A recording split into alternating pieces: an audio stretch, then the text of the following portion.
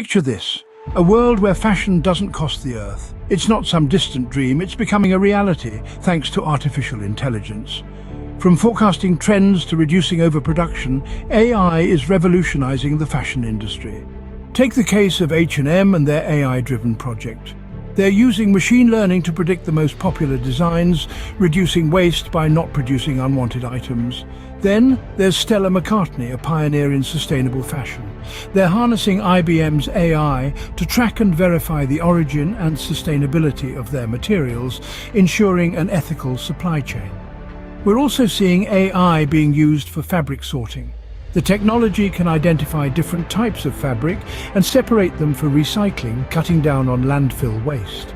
So, in the world of fashion, AI isn't just a trend, it's a tool for change, a catalyst for a more sustainable future. This isn't just about looking good, it's about doing good, because fashion can and should be sustainable.